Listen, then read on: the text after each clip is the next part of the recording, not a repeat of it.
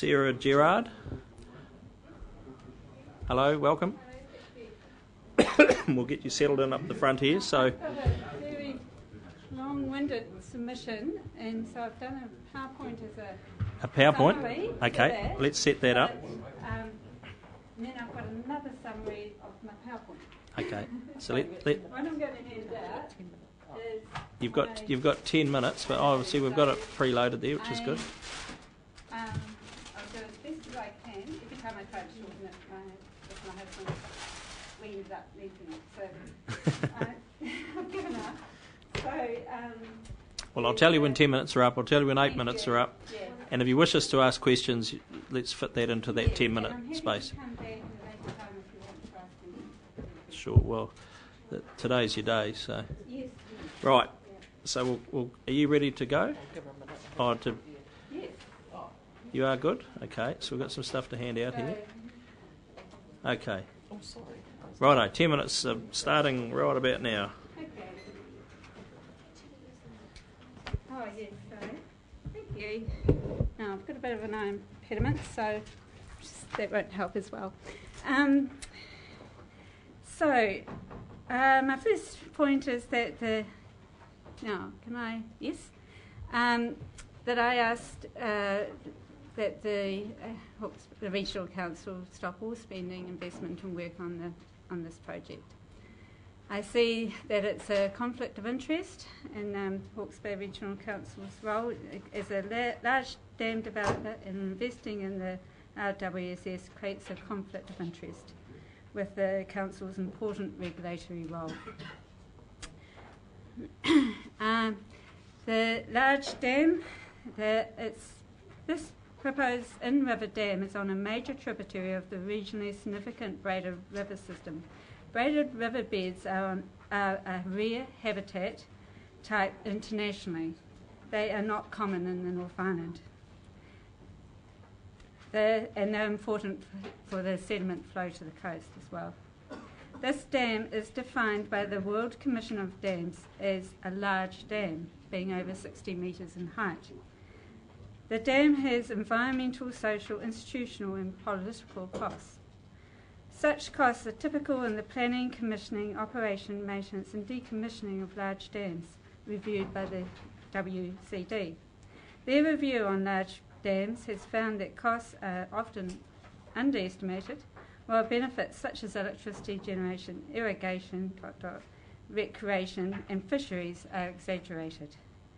Irrigation benefits tend to be significantly greater than initially estimated.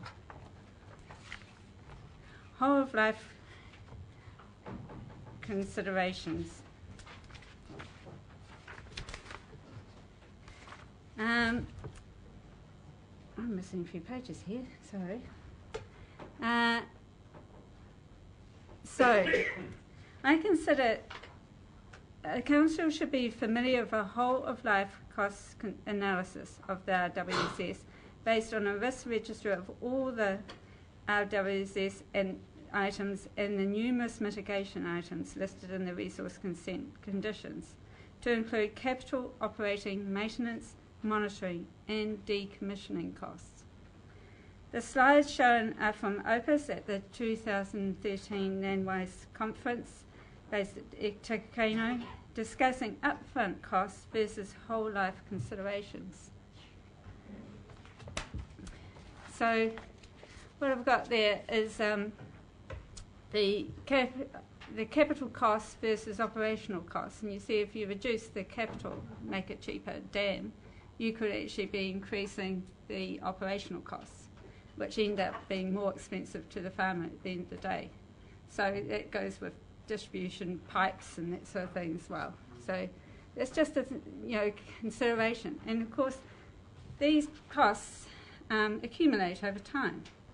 The pipe replacement comes year 20 or whatever. So you've got to think about the accumulating costs within the project. So year 0 is the commission. That's when you start. And then you've got the costs coming in. So obviously you're going to increase your revenue over time as well, but then you've got to think about the operating costs at the same time.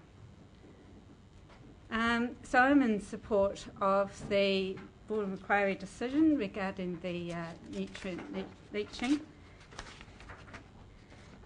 and I believe it's an important directive for water stewardship and agriculture and horticultural production in the future.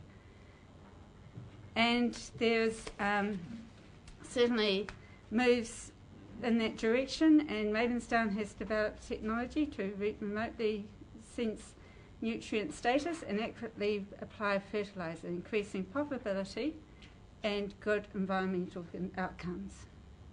And talking to the guys, they reckon it's doable. So, figure 5 is this is what we're addressing at the moment. This sort of that practice. This is not on the plains. It's in the catchment above the plains, above the aquifer. So, bull farm. Sorry, and this is on a large scale. So you see the vegetation's been removed. There's no retention there whatsoever, and no protection of the riparian areas. So we've got a bit to do to fix the catchment up. So reasons. I'll go back to my. So I've got the wrong one printed here. Sorry. Underestimation of costs. The dam, I just have to agree with the last speaker. He said it all for me. I've got real issues with the sediment issues regarding the dam and the importance of cyclones. Cyclones provide the energy to take the gravel from the hills, and that's the ruahines. It's not around the 7 streams around the catchment. The gravel comes from the ruahines, the Tukituki, the Waipawa and the Makaruru. Those 3 rivers supply the Tukituki River, which is the only river supplying the coast. You're taking out one of those tributaries. It's amazing. And by letting the streams grade down, you are not feeding the aquifer. The water table goes down. So you need to have a more river gravel in the stream. So it's a balance. It's a whole management modelling balance, and by taking out a good quantity of that, good percentage of that gravel in the catchment, you're also taking out the energy that brings the gravel down to the coast. So that's about 20% in the Waipawa stretch. So it's twofold, and it'll be immediate. The effect will be immediate because it's taking out that energy.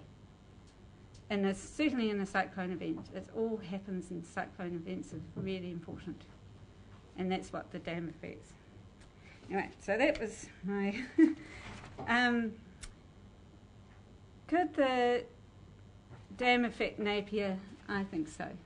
We've got the issues of severe coastal erosion and with climate change. We've got those 2 really important issues, and the board couldn't look at that because that was beyond their powers to look at that. They only had to look at the tiny bit of mitigation, but not the important decisions and strategy that you as a council need to think about and how we're going to protect our coastline in the future, and we need that supply to do that. So, unaccounted costs.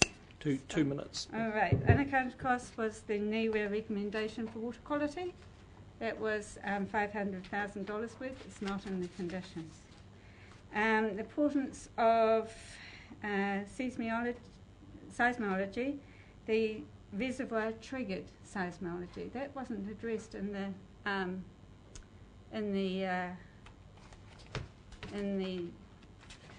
hearing, except for one submitter, and that's in quite a lot of literature. So another thing I'd like to discuss.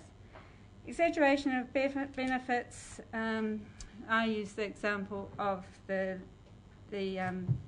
lake, the attractive lake, and I believe I was totally incorrect answer given in the public consultation, which really concerned me regarding what's the question was what is the maximum reservoir level and the minimum reservoir level, and what is the full extent of the drawdown.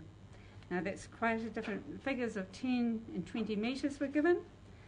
However, the modelled, what was modelled is to be, extent of drawdown would be 46.5 initially and 51.5 once the full uptake of irrigators. That was it was totally incorrect, and I was really concerned about that, because what other incorrect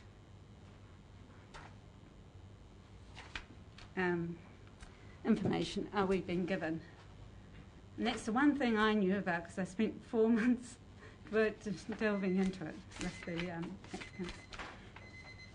Can I read my conclusion? We're out of time. Sorry, Sarah. So One thing you have done, though, is given us a whole plethora of additional information for us to digest at our leisure. So I thank you very much for that. Thank you. And so the one thing I've thank you for your submission. come up with alternative options. So thank you, Chairman.